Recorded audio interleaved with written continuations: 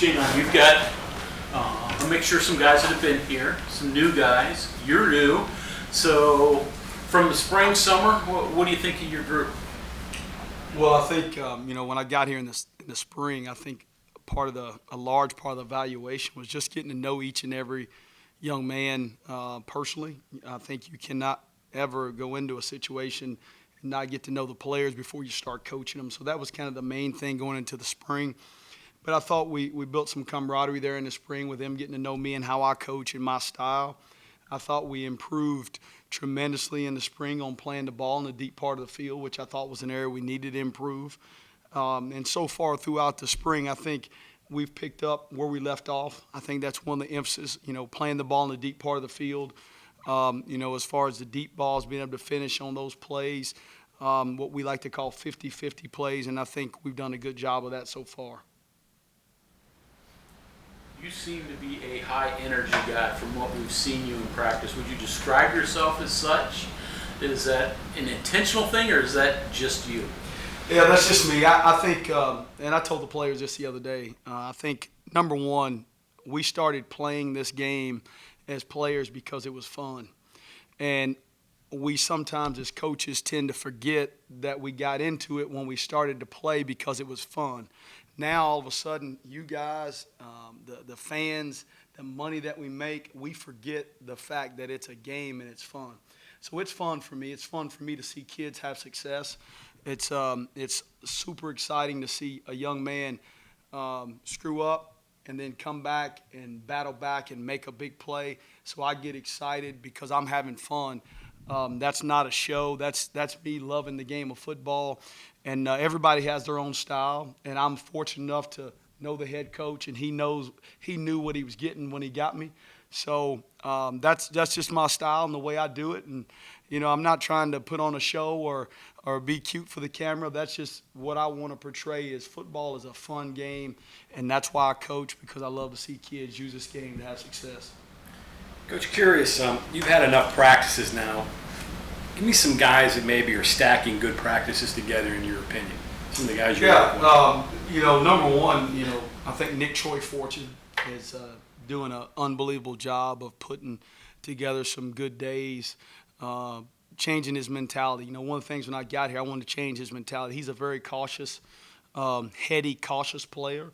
I wanted him to be a little bit more aggressive, because aggressiveness as a DB leads to making more plays on the football, in which that's how you're judged as a DB. Alonzo Adai, has become the leader of the room there, and he communicates very well with the players, and he has the respect to the room. But I would say the guy that's flashed for me after he had a injury in the spring, the guy that's flashed every day for me has been Sean Mahone. I'm really pleased at where he is. He's flashed every single day with playing the ball and being in the right spot. So I'm really pleased at where he is. And then Jackie Matthews has been steady. A guy that didn't play a lot last year that's having the opportunity to, maximize his reps. He's also a high-energy young man. And so when he's playing at his best, he's playing with a lot of energy and passion. But those few guys right there, I can say that I feel like they've stacked some quality days on top of each other. Where's Daryl Porter at right now? Yeah, Daryl Porter's also a guy, that's had some really good days. I'd say if we had 7 practices, Daryl's had probably 6 really good ones. And Daryl's making plays. Daryl's running with the 2s right now, but I rotate him in with the 1s every now and then. He could easily be a starter for us. I think our depth on the outside at corner has been upped. I think our depth is much better. Also with adding Charles Woods in, a transfer guy from Illinois State with Daryl Porter. And I feel comfortable putting any of those guys out there in a ball game.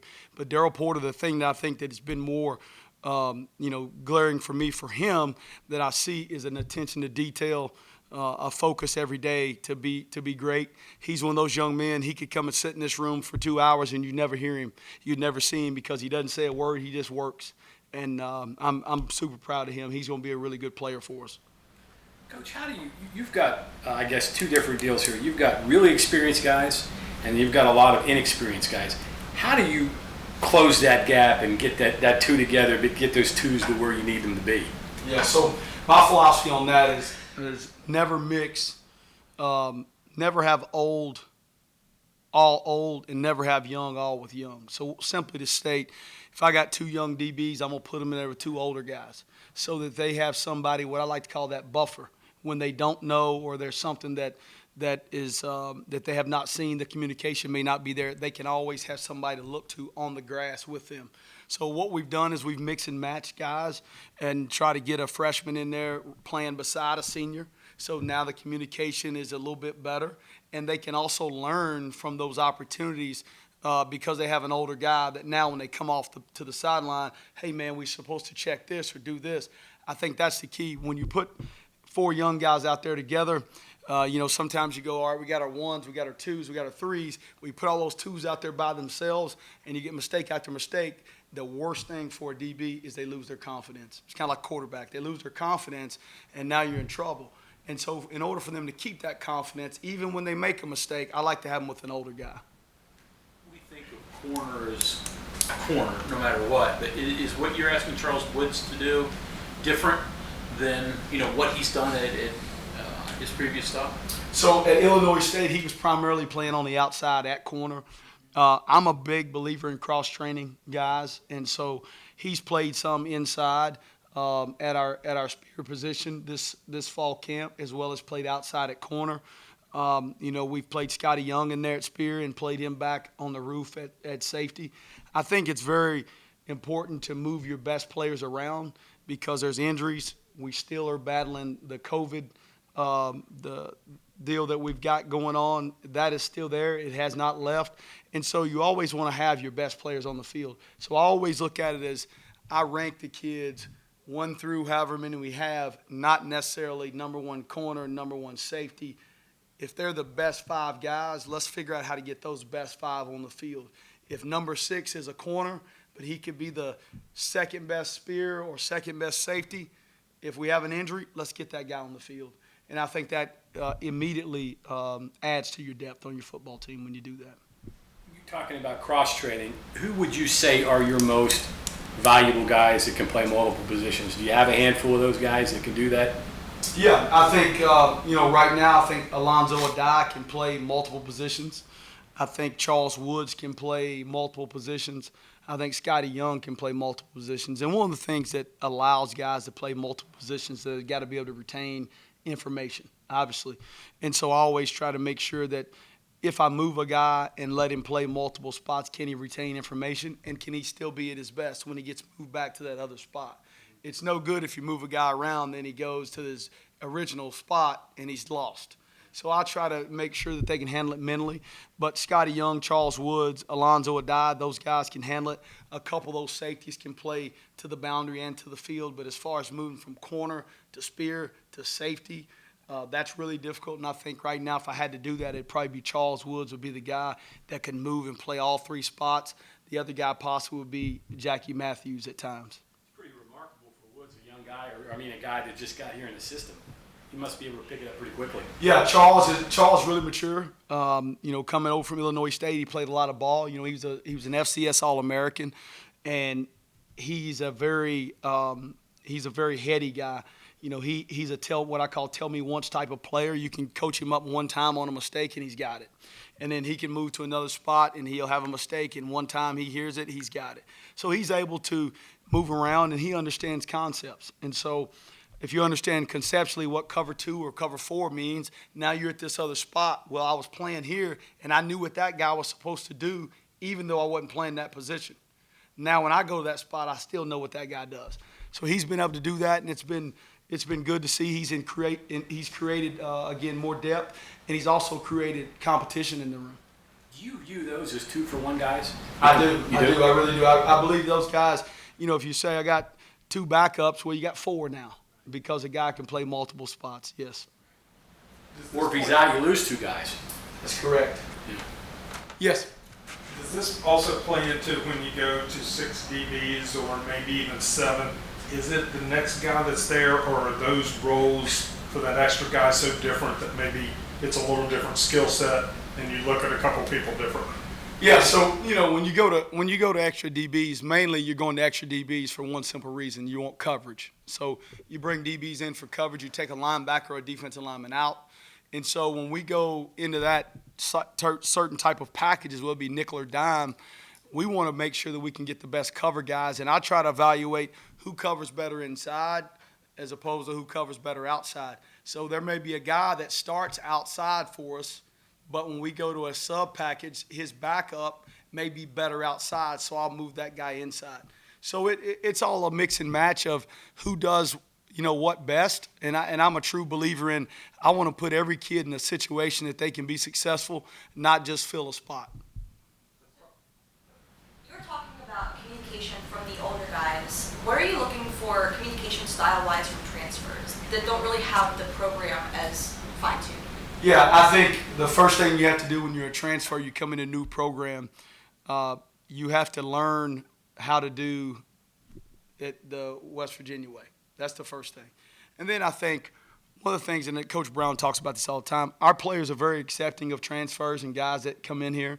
That's been different than other stops I've been. A lot of times a new guy comes into a program and guys kind of want to close that guy out because, oh, God, he's coming in here and he could take my spot.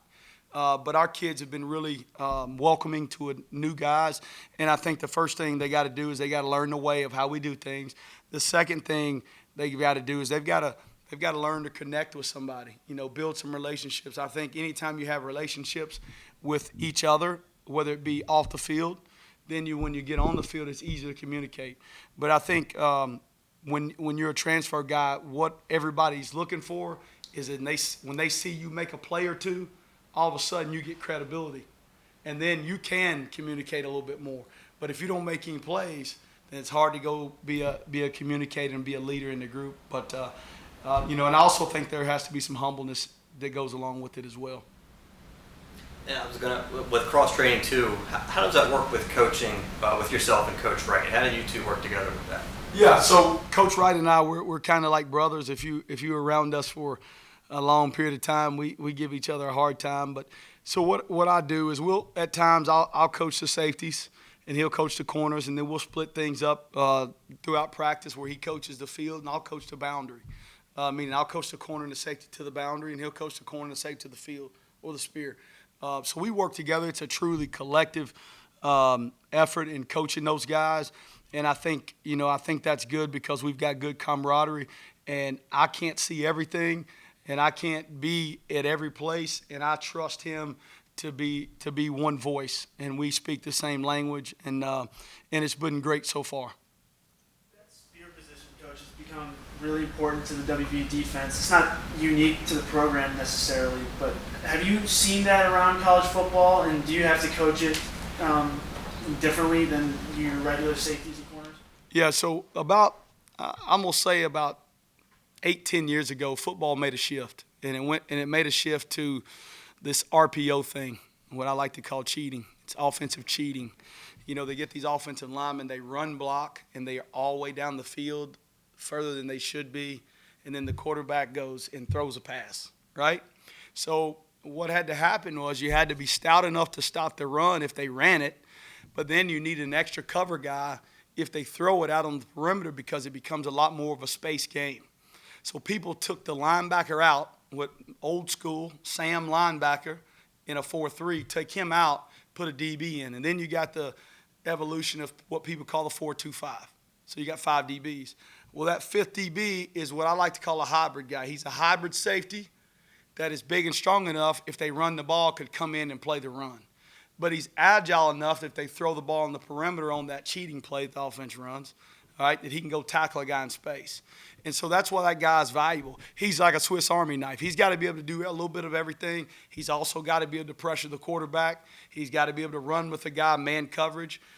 He's got to be able to play the flat like a linebacker. So there's a lot of different skill sets at that position. And every stop that I've been in the last, 6-7 years, we've had that position. It's been a different name, but that position is a premium. And that guy going to the next level to the NFL, he's there as well. And then on third downs, you move that guy inside in what you call a dime linebacker role, where he can blitz and do things from an inside because he's big enough and strong enough to take some pounding inside, but he's agile enough to cover on the outside. Do you use everything you just mentioned with that position to help with recruiting? I mean, you kind of do literally a little bit of everything. Oh yeah, definitely. I think that position is so valuable, and I don't think people understand how valuable that person is. When it first was developed, everybody thought, oh, it's the DB that can't cover. Well, oh, by the way, when you go man coverage, he's covering the fastest guy on the field in the slot. So he has to cover. And then when you bring him on a pressure, he gets a chance to sack the quarterback. Who doesn't want to do that as a DB? And so he does a lot of different things. And I think when we're recruiting guys, I tell them, hey, look, you're going to not be locked into just playing corner. You're developing a different skill set. And every kid you recruit wants to play where? In the NFL. Well, what the NFL is looking for is one simple thing. They're looking for guys that can be cross-trained, can play multiple positions, and that are versatile. So if you can show that in college, that ups your stock on draft day. And so that position is very valuable. Where is Andrew Wilson-Lamp in his development? Well, Andrew Wilson-Lamp is coming along. I think, he was a guy that was a high school wide receiver. And, it's a lot different as a wideout. You're running this way, and as a DB, you're backpedaling that way. So it's totally different. He's learning a lot. I think he's made some strides, just understanding how to play man coverage and things of that nature. And as a DB, you play with your back to the ball, which is totally different. The ball's thrown behind you. As a receiver, a lot of times you're fronting the ball. So he's learning that, but I think he's been eager to learn. He gives great effort. He's probably the fastest guy in the 100 meters on our football team. I would argue with anybody, he's probably a 10.5 100-meter guy. He repeatedly runs the fastest on the GPS tracker, but he's done a great job. He'll be a guy that will contribute immediately this fall on our specialty teams. Coach, earlier you mentioned your history with Coach Neil Brown. Now you did the spring, now you're in your first fall camp. How's that experience been working with a guy you're so familiar with? Yeah, it's been good. I think, us having a history and knowing each other for a long time, it always helps. He gives me, he's on me just like he's on everybody, and which is good because now guys that think that, oh, those two know each other well, he's going to ease up on him. But Coach Brown is fair but firm, and he does a good job. And, the thing that I like is if there's something that I think we need to, talk about or discuss, he's always open to listen. And that's been great. He's been a great sounding board. I think, this was a great transition for me because I'm growing in my career by being with him, even though we're the same age. Him having 7 years of head coaching experience, he's really shown me a lot of things that I'm going to need to continue to develop as a coach in this profession, and he's as good as there is in the country.